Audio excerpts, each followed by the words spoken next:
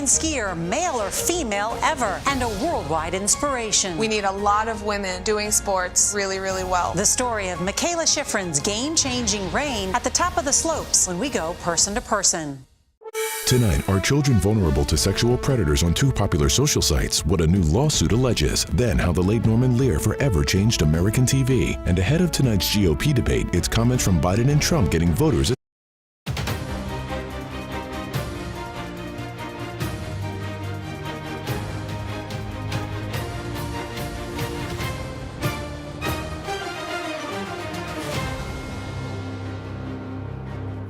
Can't be in chaos or we won't survive it. And you look at Florida, and we really have a model to reverse the skids that the country's on now and get us on a much better pathway. He says, you're not going to be a dictator, are you? I said, no, no, no, other than day one. I'm not the only one to read it, but I will defeat him.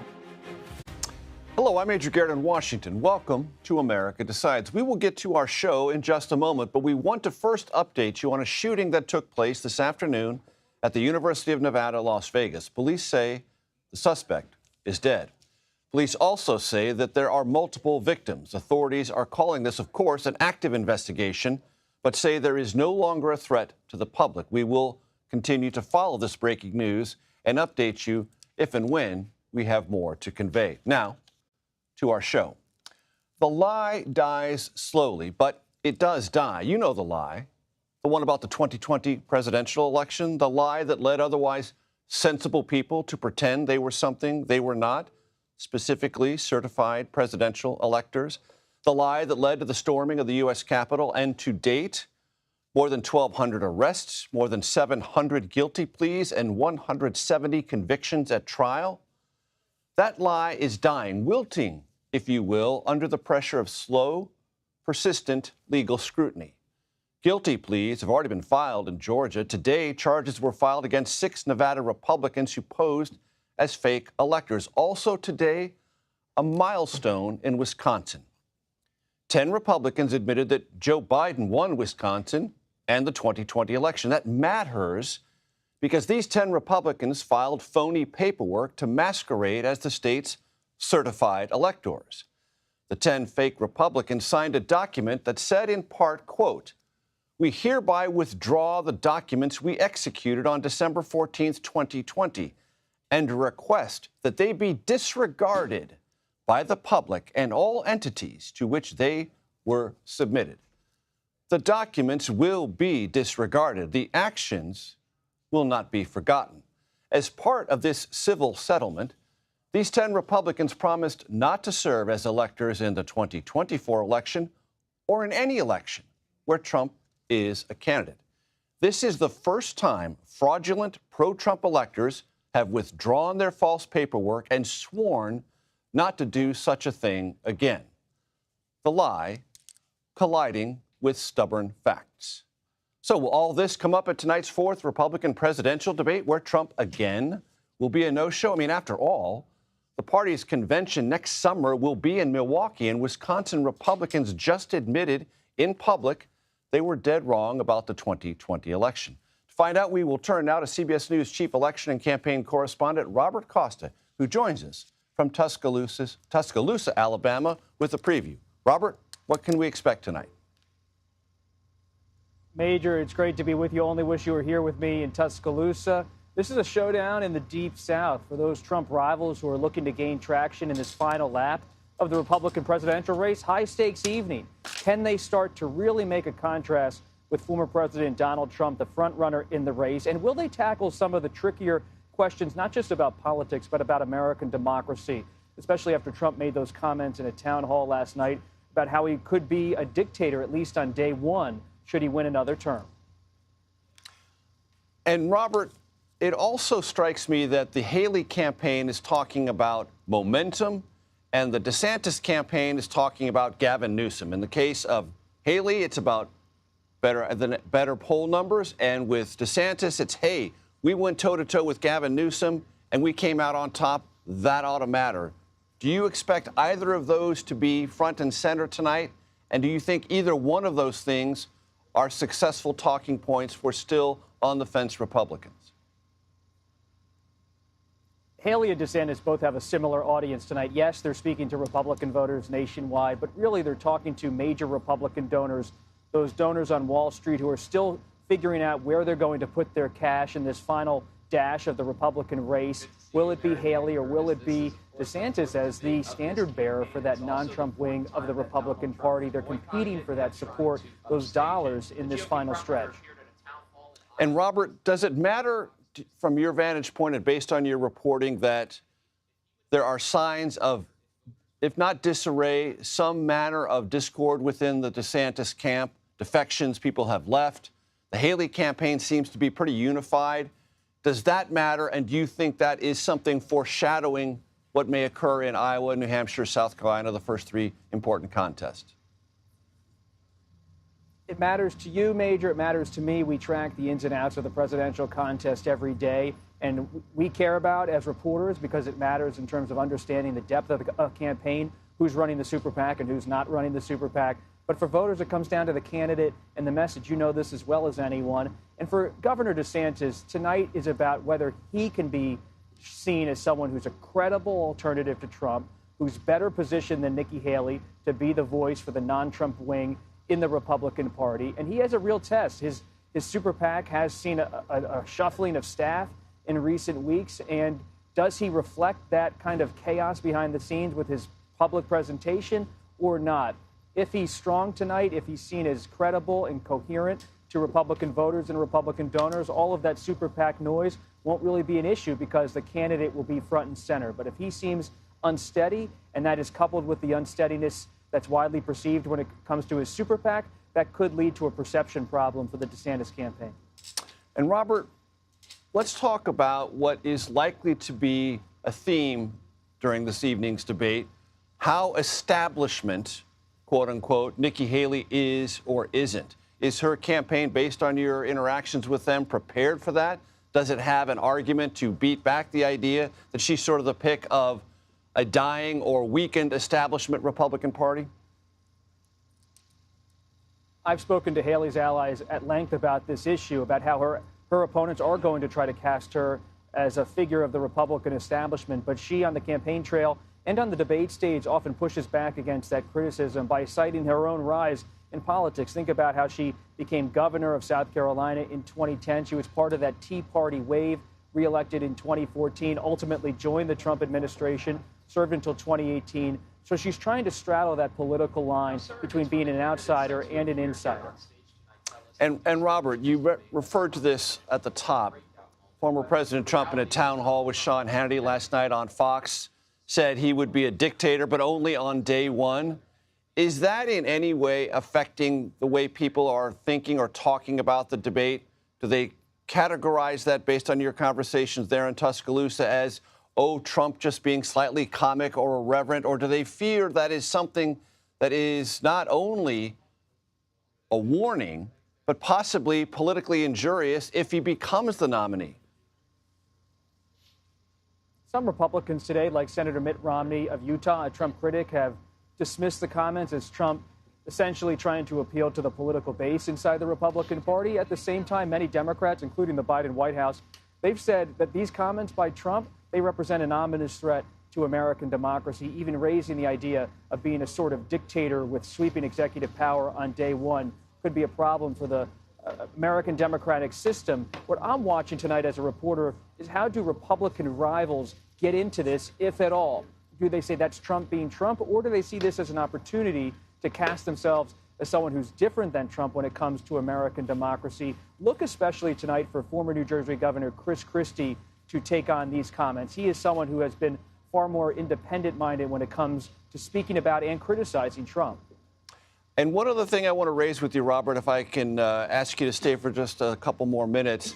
Vivek Ramaswamy, he has been in the shorthand of the reviews of the previous three debates, the kind of wingman for the Trump aspect of the party. Complimentary of the former president, but saying he's a new generation, much the same thing. And he has drawn the fire and the ire of Nikki Haley. Only four people on the stage tonight, the two main combatants as we've described, DeSantis and Haley. What are you looking for when it comes to Ramaswamy tonight? Well, I'd love to hear your take on this as well, Major. Ramaswamy is someone that, let's not forget, who at the last debate called on the Republican National Committee Chair, Ronna McDaniel, to resign. He is someone who's a provocateur as well as a longtime entrepreneur. He has really positioned himself as someone who's of the Trump movement, but also running against Trump for the nomination. So I'm looking for him to shake it up. I mean, this is someone who back at that first debate in the summer got a bit of a higher profile by taking some controversial stands in that first debate, but he hasn't been able to build on that momentum in terms of polling traction since then. And as he's moved to Iowa, he's been in Iowa constantly and tried to put an emphasis on that state. High stakes for him as well. Is he going to really stay in this race and endure until late January, early February, or will he go the way of Governor Doug Burgum and former Vice President Mike Pence and say in the winter season, enough's enough? There's just not the support there. And this debate is maybe his last televised opportunity to really say, I'm here, not just echoing Trump, but someone who's a viable alternative to him, even though I share many of his same positions. Robert, you used a crucial phrase just a second ago, enough is enough.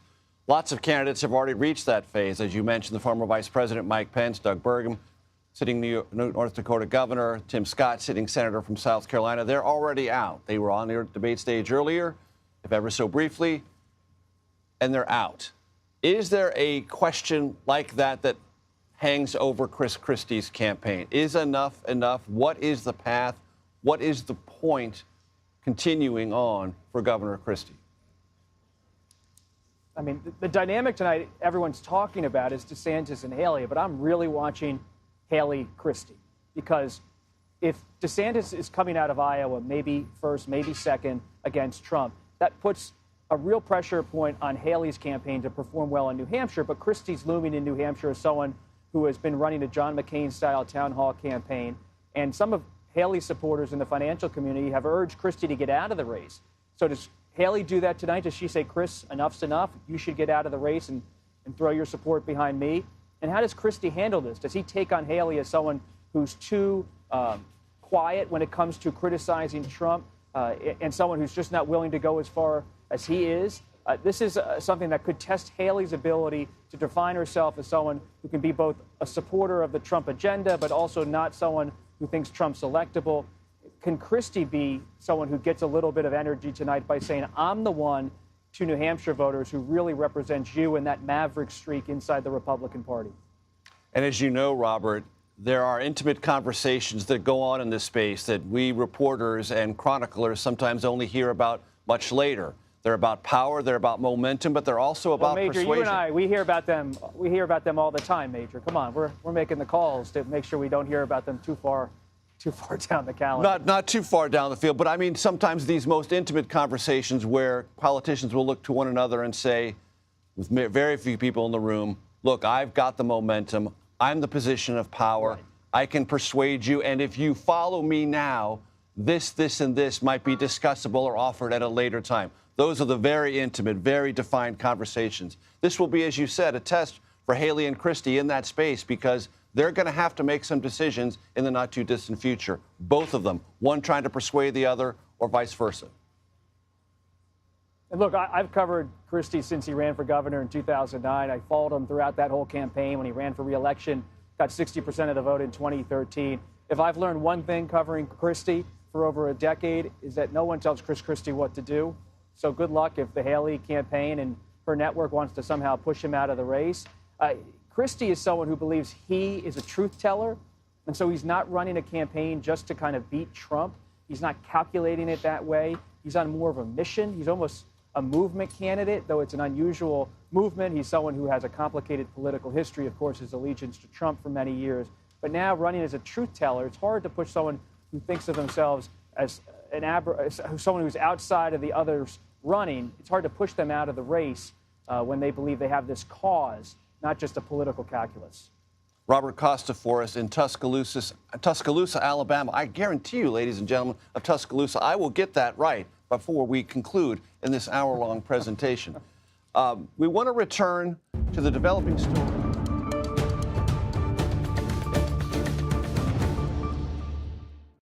Las Vegas campus. Police say that the suspect involved in that shooting is dead. They also say that there are multiple victims. And of course, authorities are referring to this as an active investigation. And they say there is no longer a threat to the general public in and around that area. Former FBI Special Agent Tom O'Connor joins us now. Tom, based on what limited information we have, what is your assessment of what has taken place so far this afternoon near that campus, UNLV? Well, first of all, I'd like to say my heart goes out for the families of those who are affected by this, obviously, and for the first responders who have to deal with this once again. The University of Las Vegas, that whole area, the Las Vegas area, sadly has a history with 2017 with active shooters. So they have been training for this type of stuff for literally years. Now comes the part that we have the shooter has been neutralized, as we're told, and so there's no longer a threat. The work that now starts is going to be digging into this person's background, social media, all the different avenues and platforms that they may have been posting on, talking to friends and family, this type of thing, to try and determine what drove this person to take this action. And the crime scene work is something that takes a long time. Sadly, I've been involved in numerous of these crime scenes for major shootings, and it does take a long time. It can't be rushed. So that's exactly what they're doing there, is trying to figure out what happened, why it happened, and put that together. The investigation really just starts here. The response is to the active shooter, and that unfortunately had to take place, and the shooter is no longer a threat, which is a good thing. So, Tom, we will, of course, speak in generalities because we are deprived of specifics, and we want the authorities to assemble those specifics, convey them as necessary and on a timely and accurate basis. But in general, what does it tell you that the timeline of identifying, surrounding, and, to use your phraseology, neutralizing the suspect, what does that tell us about this particular, what we are led to believe is a mass shooting? Well, it tells us that the law enforcement and the first responders did their jobs, and they did it very quickly and very well. The important part going forward is to try and determine, first of all, are there any other persons that might have connections with this person that may be a threat? And that it doesn't seem like that is the case, but the investigation is going to tell us why this person was led to this, what their conspiracies or mental illness, or a combination thereof, to make this person go down this road. Was the person a student? All these things are going to be answered during those interviews with friends, family, associates. And the real deep dive in this day and age is into social media and what that person is posting when they feel that they're complete anonymity to be able to do so. So going forward, this is what's going to be happening. And the crime scene teams of both Las Vegas PD, the FBI, are going to likely be working each one of these shooting scenes. And we don't know how many victims we have, so we don't know how many of these scenes are going to be investigated. But that's where the time is put into to make sure that all of that is documented. Even though the shooter is no longer going to be going to trial, the fact is that this shooting has to be nailed down as to how, why, and what led this person to it. And also, when you do a full investigation, the forensics review of this shooting is to build on how the person make it more difficult for anyone in the future to do this same type of shooting. It's a soft target. A school is a soft target, and it's very hard to lock that down completely. Very, very difficult. Tom, as you mentioned, you have experience, unhappily, in this space. The first and most declarative thing that authorities said in Las Vegas is there is no longer a public threat. Based on your experience, how important is that declaration, and what's the process by which authorities go through to make sure they can issue that declaration with confidence? Well, I mean, that's number one, right, is to take that threat out of the picture. whether that is to capture that person and bring them to justice or engage them in a shooting, which appears to happen today. Many times when these events take place, the shooter will commit suicide prior to the engagement with law enforcement. But the initial movement of law enforcement is what forces that person's hand and literally stops the threat to additional persons within that school community or within the greater community of Las Vegas. So that is really the most important thing, is to respond efficiently and quickly and save other lives. And that is exactly what it appears happened here today. Tom O'Connor, we thank you for your time and your expertise. We will have more analysis ahead of tonight's upcoming Republican debate. You are streaming America Decides.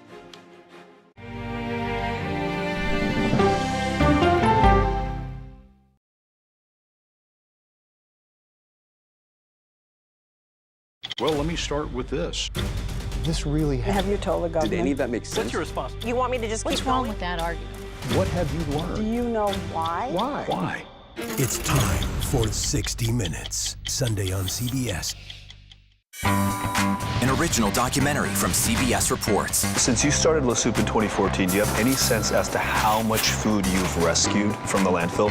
We've rescued 4.5 million pounds. I can't even fathom how much food that is. And that's one little person in one little city in America. We're going to call this chicken piccata. We did 450 of these meals today. This is the exact dish that you and I are going to have. Yep. Oh my God. Is it good? Mm-hmm. Having a plan of how to keep people fed should be in every single city. If we eliminated food waste, could we eliminate hunger? Yes. Eating Trash, now streaming on the free CBS News app.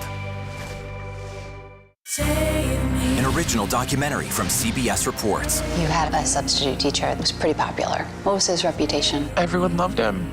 You had to miss a test. What did he offer to have you make up the test? He said that I can come by after school was all over and just take the exam. The blinds were down. He closed the door. The next thing I knew, he was right next to me. That's when I realized what was going to happen. Even if I wanted to scream at the top of my lungs, no one would hear me because no one was there. He told me that if I ever said anything to anyone, he would kill me and he would kill my family. So I did it. Pledge of Silence, now streaming on the free CBS News app. He was there when the war in Ukraine started. Extreme history. It's a big moment. The extraordinary story behind Sean Penn's new Paramount Plus documentary, Superpower, when we go person to person.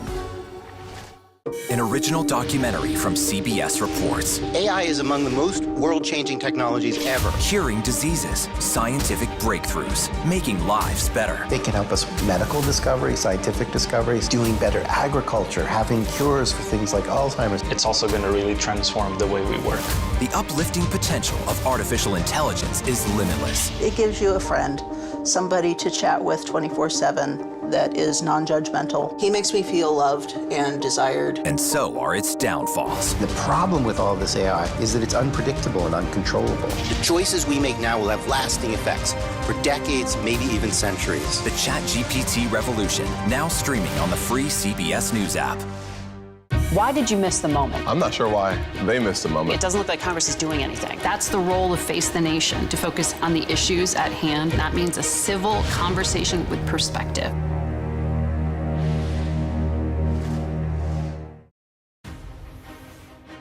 Welcome back to America Decides. At a campaign fundraiser in Boston yesterday, President Biden said he's, quote, not sure he would be running for re-election if former President Trump wasn't also in the race. Later in the day, when asked if he would be in the race if Trump wasn't, the president said, I expect so, but look, he is running and I have to run.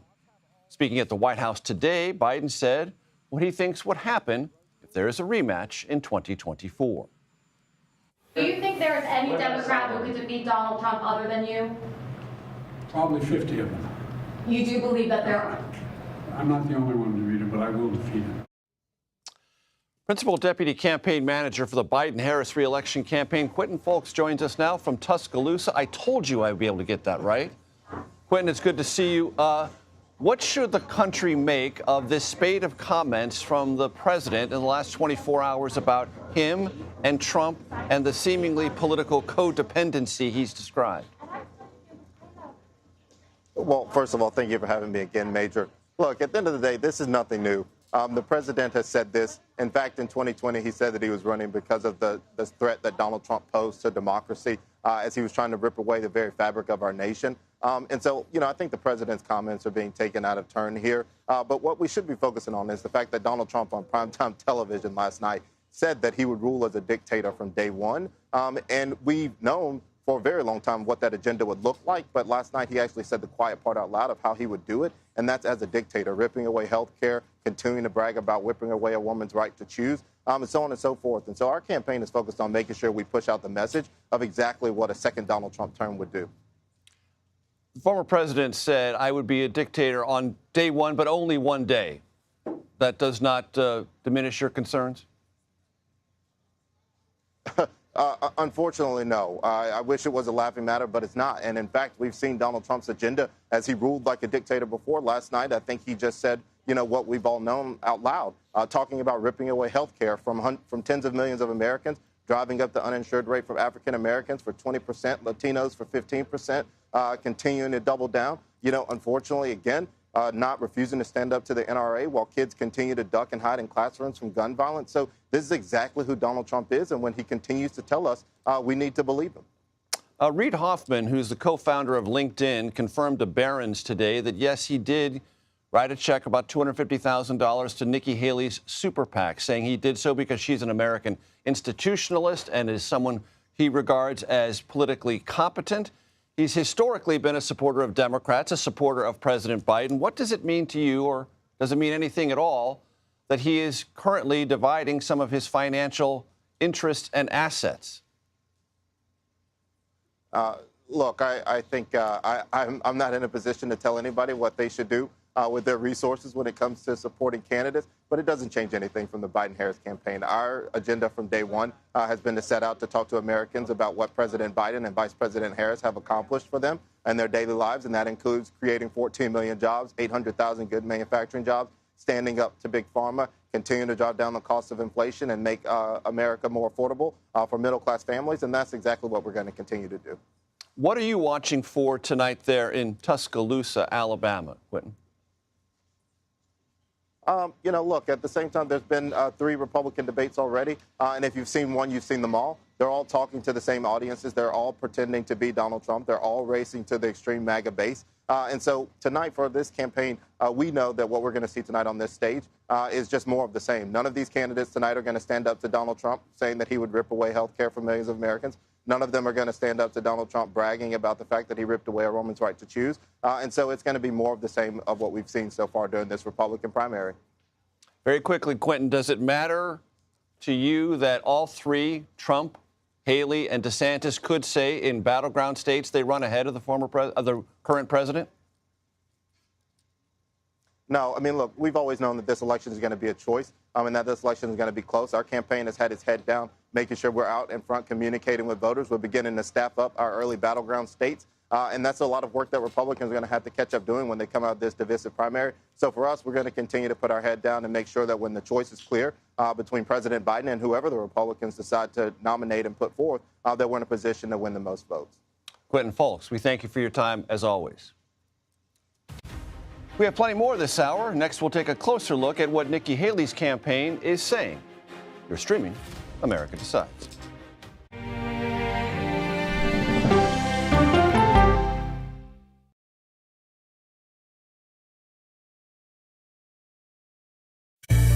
An original documentary from CBS reports. It was genocide, a deliberate effort by the United States government to eliminate the food source that was relied upon by Native American tribes.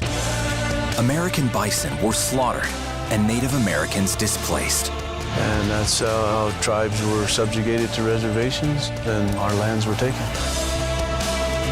But now, through conservation efforts at Yellowstone, Buffalo provided everything that we needed. Now they need help. a herd grows. We need to step up and help them. And a culture is reborn. When the buffalo return and come back, that's when our tribe will begin to heal. Yellowstone Bison Revival, now streaming on the free CBS News app. She is a beloved American icon and head of a media empire. But is Oprah Winfrey happy? How do you define happiness? Yeah, I call it happierness. Find out when we go person to person. An original documentary from CBS reports. That Desired Farm is a wonderful place to raise children, and it still is. Promises broken. Black Americans have been the target of racism and discrimination pretty much from the time they acquired ownership in the land. Costing black farmers hundreds of billions in generational wealth. They did everything to make sure we were run off that land. But communities are uniting to continue the fight. Collective ownership is powerful. To keep their land and their dreams alive. To watch my children play on land that we own means everything. So land is power. Most definitely. 40 Acres and a Mule, now streaming on the free CBS News app. When weather turns extreme, CBS News and the Weather Channel bring you virtual weather technology so advanced, so real, you'll have time to get prepared. Feel the forecast on the CBS Evening News with Norah O'Donnell. Politics isn't a game. Why aren't you holding yourself to that standard? Politics is about policy. Was this the right way to actually get this done? I'm a voracious consumer of information, and I'm impatient. I don't like to be spun. I think I'm more interested in the answer than in the wind-up. It's not about me, it's about the issue. How will you handle that? When I became moderator of Face the Nation, I was very aware of not changing the heritage of the show. Why did you miss the moment? I started my career covering Wall Street. I did it for a decade, and I traveled around the world with secretaries of state, defense, with presidents. I am a journalist, mother, the wife of a Marine, and frankly, someone who wants answers. So do you think there is a communication problem here? To be moderator of Face the Nation is not an anchor, it's not an actress. You are up here to moderate a conversation. That means bringing the most powerful stakeholders to the table to become better informed.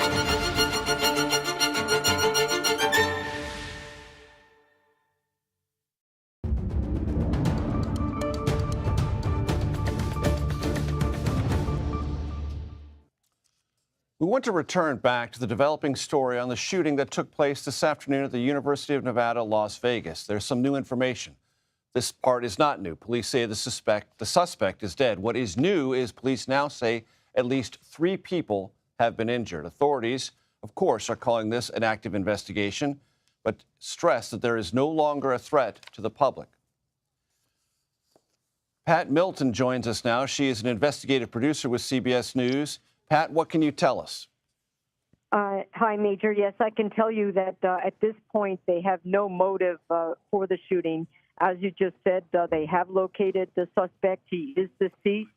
What's unknown, Major, is whether he was shot and killed by law enforcement or whether it was a self-inflicted gunshot wound. As you say, the police said that it appears at this time that as many as 3 victims, that could change. And the extent of the injuries of those victims is not known at this time. They all been transported to area hospital. And this transpired in the, as I understand it, either late morning or early afternoon around the campus of UNLV, Pat, correct? That's correct, Major. It happened around 12:45 in the morning, local time to Las Vegas. And police got a call of a possible active shooter in their business school. They descended on the scene, and local police descended, FBI and the ATF descended. And it's my understanding that there was a confrontation with the suspect, and it's unknown whether he killed himself or whether he was killed by law enforcement.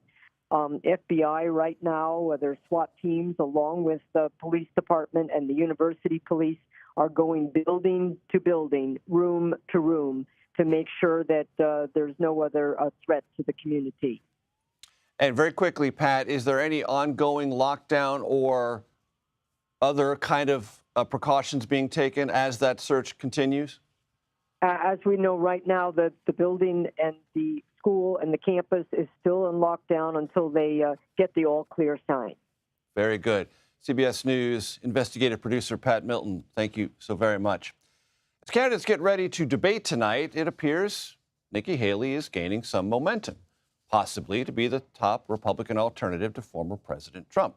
Haley has been rising in polling numbers, both nationally and in some of the early primary and caucus states, and has received quite a few noticeable endorsements. This comes as her Republican competition looks to paint her as the, quote, establishment candidate. Nikki Haley campaign spokesperson Olivia Perez-Cubas joins us now. Olivia, how are you going to deal with the establishment logo that they're going to try to stitch or apply to your candidate tonight? Well, look, first I'll say that we're excited to be here. Nikki's had 3 winning debate performances already, and we're excited for another opportunity for her to address millions of voters, many of whom are still meeting her for the first time. So she's going to talk about her vision for a strong America, for a proud America. She's going to talk about and share her message about the need for a new generation of conservative leadership. As far as the attacks are going to come Nikki's way, I will say that attacks against her are growing by the day, particularly from DeSantis's team. At this point, it is like they're trying to throw spaghetti at a wall and hoping and praying that something sticks. So we're getting pretty used to it at this point. I think it is very much a reflection of Nikki's rise. It is a reflection of how far he has fallen. And in terms of this establishment candidate, anyone who knows Nikki, anyone who knows her record, knows that she is a tried and true conservative. And we're just looking forward to sharing our message and building off the momentum that we've had over the past several weeks. Is part of that message that former President Trump is unfit not only for the Republican nomination, but for the White House itself? Well, look, Nikki is running because she wants to be president of the United States. She is sharing her vision and the importance of why we need a new generation of Republican leaders, why we need someone in the White House who can leave the drama and the chaos behind, someone who is not focused on personal vendettas and drama and dysfunction and division. This country needs someone who can bring people together, and that person is Nikki Haley. Does the country or the Republican Party need someone who can tell the truth about the 2020 presidential election? That's right. And look, this is one of the many areas where Nikki disagrees with Trump. When she disagrees with him, she says it. Trump says January 6th was a good day. She says January 6th was a bad day. She's presenting a very stark contrast between two visions for America. And Nikki is focused on the future. We've got a crisis at our border. The world is on fire. We've got a war in the Middle East. We've got a war in Russia. China becoming increasingly aggressive. We need someone who can lead this country, who can unite this country, and that person is Nikki Haley. Olivia, imagine for a second you're speaking to undecided voters in Iowa and New Hampshire. Tell them why Nikki Haley is a better choice than Ron DeSantis. Well, Ron DeSantis' campaign has been flailing for quite some time. At this point, he has invested over $100 million in Iowa alone, and he's got absolutely nothing to show for it. He's lying about Nikki. He's lying about her record. We need someone who can bring this country together. We need someone who has a clear vision, who is clear-eyed about the threats that this country faces. And more than anything, we need someone who can grow the tent, who can broaden the party, who has broad appeal, who is a good messenger, who is authentic and honest. That person is Nikki Haley. She's going to continue to make that case on the debate stage today, and we're looking forward to building off this momentum, carrying it into Iowa, carrying it into New Hampshire, and then it's on to her home state of South Carolina, where voters there know her, they love her, they have taken a chance on her before, and they will do it again. Olivia Perez-Cubas, thank you so much for your time. Thanks for having me. Up next, we will discuss tonight's debate with our political panel. How exciting will that be? You're streaming America Decides.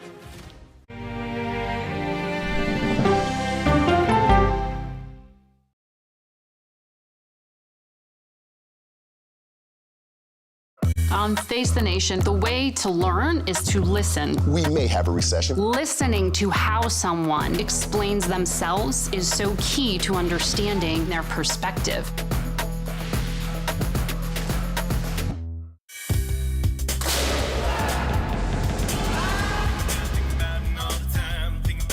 Everybody wakes up in the morning and they are pelted with alerts that frighten them, news that agitates them. With this show, we have the time to explain what's going on. These migrants, they've been released. Explain the status that allows them to be released, to slow things down a little bit. What are the big sets of questions for China and its ambitions? Hackers are stepping up their attacks to extort victims. Let's start with easy. Who's attacking? Here's a deeper understanding of what's happening. Prime Time with John Dickerson. Stream on the free CBS News app. Okay, so let's just start at the beginning. Well, let me start with this. What is at stake here? What is the answer then? Do you know why? You want me to just keep going? Is that a good thing or a bad thing? Were there death threats? How is this possible? What's wrong with that argument? Are you saying they lied? Have you told the government that? Why won't you say the word crisis? You're not answering my question. This really Is that scary? Does that make sense? What do you mean? What does that mean in Did any of that make sense? What's your response? What happened? Why? It's time for the CBS News Original 60 Minutes, Sunday on CBS and streaming on Paramount+. Hello, everyone, and welcome to our Dragon capsule here in space. Sightseers in space, the thrill of a lifetime. Seeing the Earth from space, it was so exhilarating. But the risks that come with the territory. There have been 4 fatal accidents. That's a 1% fatal accident rate. Might make you look before you launch. If you had 1 out of 100 airplanes falling out of the sky, we'd have a public crisis. Space tourism, now streaming on the free CBS News app. Morning news matters because it sets the tone for your day, and it's a way of getting you started. We take you places, teach you new things, and we make you feel like, it's not all bad. We're going to uplift you. People say to me, you always seem to be having a good time. I mean, you know what? You're right. Your morning routine just got better. CBS Mornings. When weather turns extreme. A massive storm with winds of 150 miles per hour. The storm strengthened again overnight. CBS News and the Weather Channel bring you virtual weather technology so advanced, so real, you'll have time to get prepared. Feel the forecast. Weather when it matters most on CBS News. I wake up every morning asking what's happening in the world, why is this happening, and how do we answer that question? After the tragic loss of beloved newsman Tim Russert, his son went on a worldwide journey to find himself. I struggled with his grief for a long time. How Luke Russert is honoring the legacy of his father when we go person to person. We are following breaking news out of Las Vegas, where the police say at least 3 people were injured this afternoon in a shooting that took place near the campus of the University of Nevada, Las Vegas. And we have just learned President Biden has been briefed on the situation. We will continue to monitor this developing and breaking story and update you if and when we learn more. In other news, we are just hours away from the 4th Republican presidential debate. Nikki Haley, Ron DeSantis, Chris Christie, and Vivek Ramaswamy are set to square off in Tuscaloosa, Alabama. Ashley Etienne and Matt Gorman join us now. Ashley is CBS News political contributor, former communications director for Vice President Kamala Harris, and former House Speaker Nancy Pelosi. Matt was a senior communications advisor for Tim Scott's campaign and also had many other iterations in Republican politics. Matt and Ashley, very good to see you. Matt, let me start with you. Come on, does this thing even matter? Let's go. Come on. Come on. It depends, honestly. It matters. What does it depend? It depends on a couple things. Number one, whether the moderators will let him mix it up a little bit, see if there's some contrast.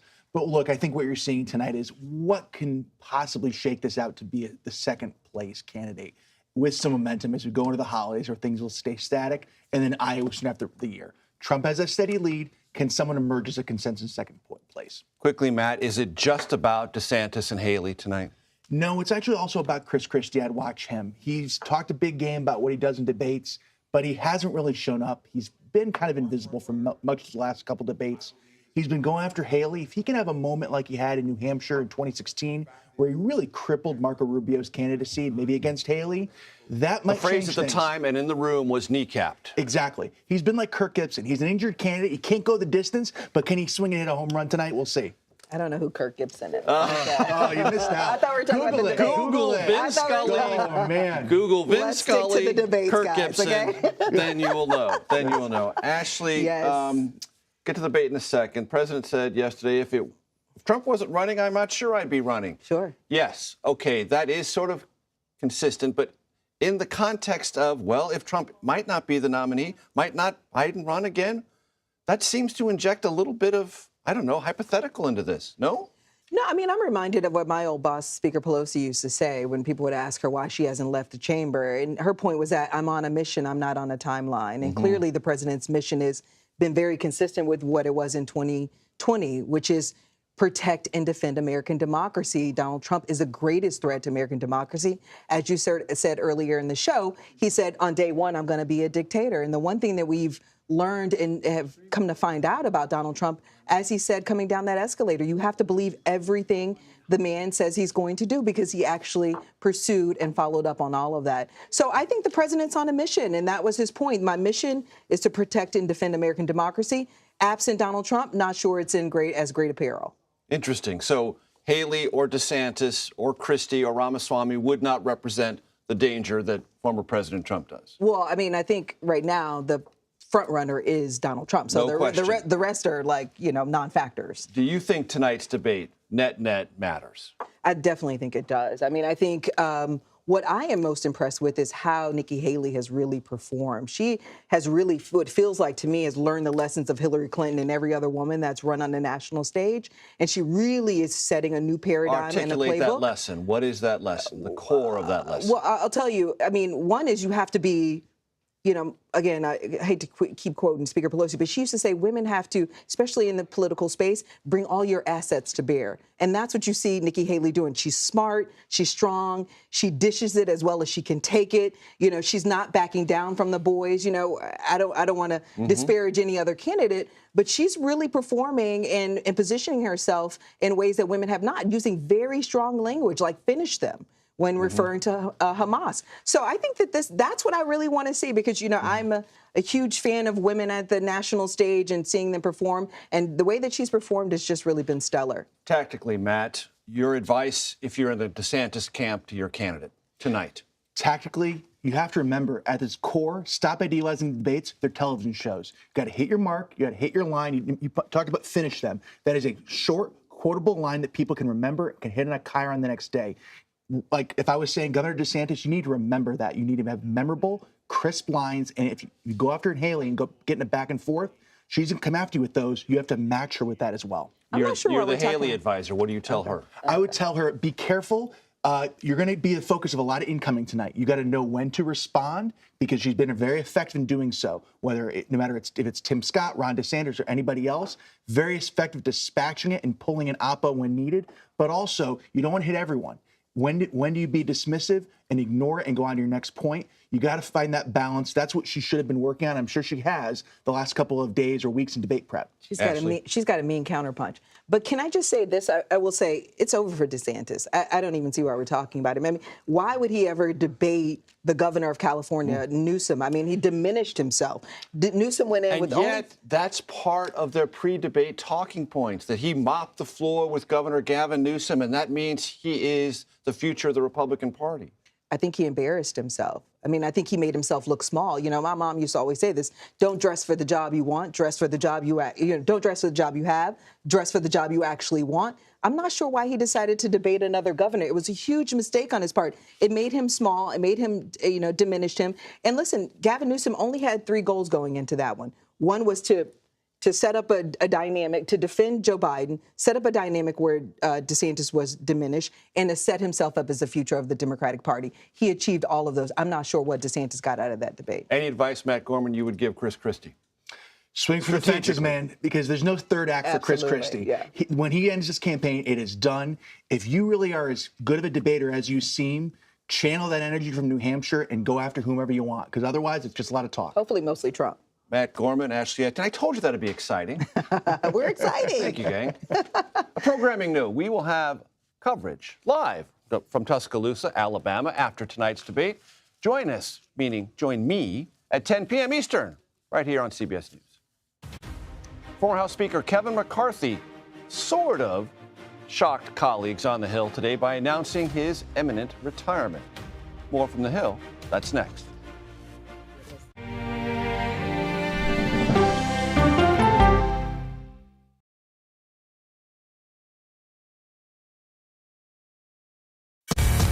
We are about to see American weapons in the hands of Mexican cartels. A gun pipeline to Mexico. We are arming the cartels. 100%, no doubt about it. Happening right under our noses.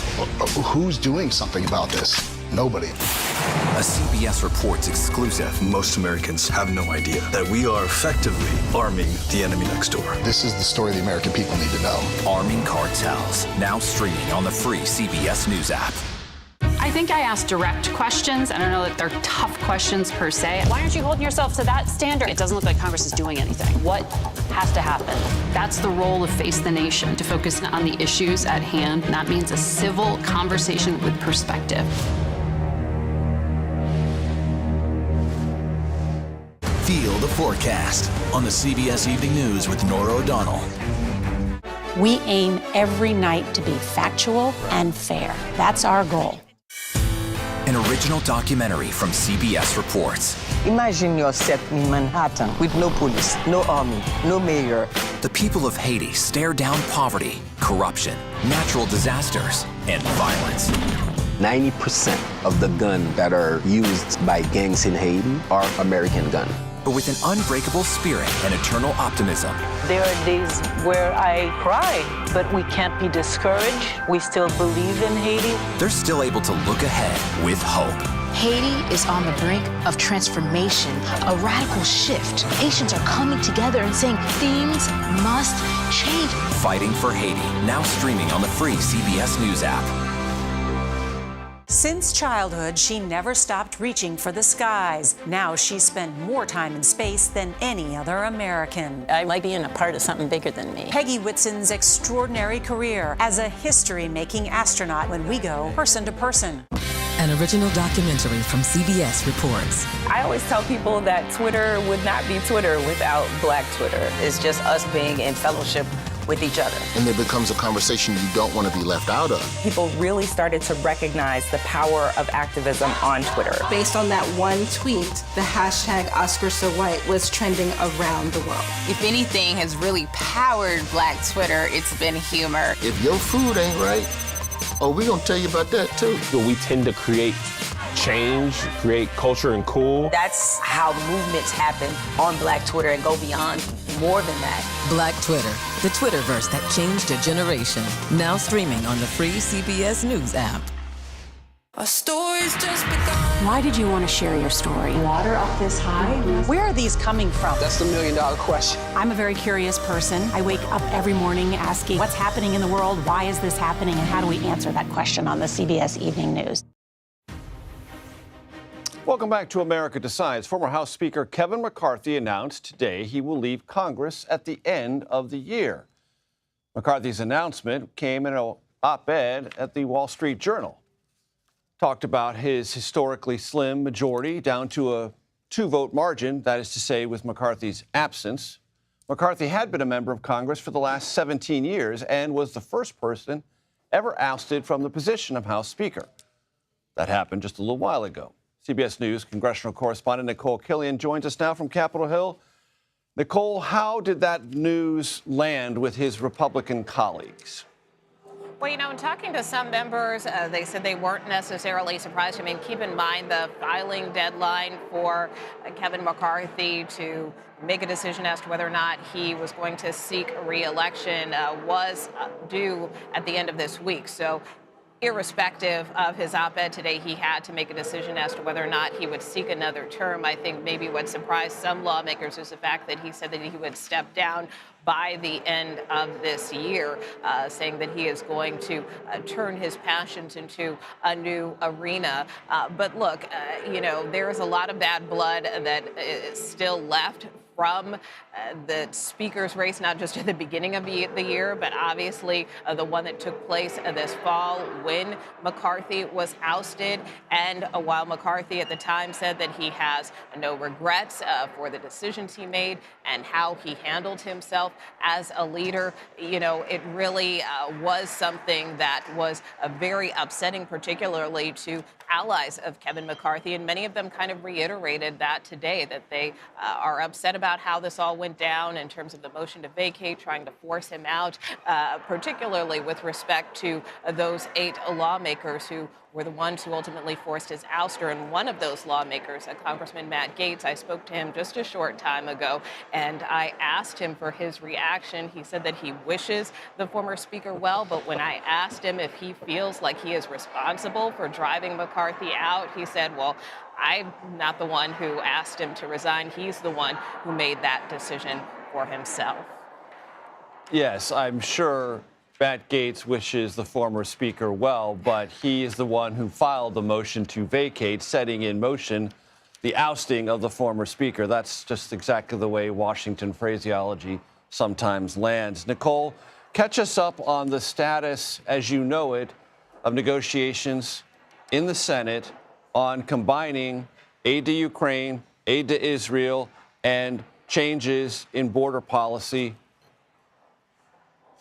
Well, it's not a great outlook here on Capitol Hill. I mean, as you know, Major, for several weeks now, at least particularly here in the Senate, there have been these ongoing discussions over border security and border policy. That is something that many congressional Republicans have insisted need to be part of any national security supplemental package for it to move forward, particularly as it relates to providing additional funding for Ukraine. So much so that there was quite a heated briefing just yesterday on the Hill, particularly on the Senate side, where they were briefed by members of the administration, and it turned into a bit of a shouting match over some of the concerns that congressional Republicans have. And, you know, even just today, we heard from President Biden, who urged Congress to act and was really gave some strong words and a stern rebuke for Congress and not doing anything on this. Take a listen.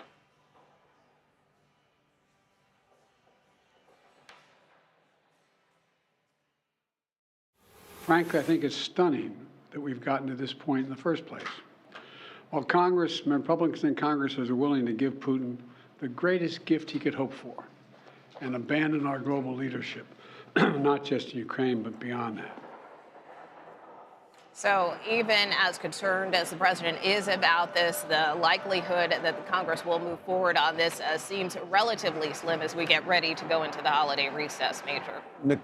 Nicole Killian on Capitol Hill, thank you very much. That does it for today. You can stream America Decides Monday to Thursday at 5 p.m. Eastern. You're watching America Decides.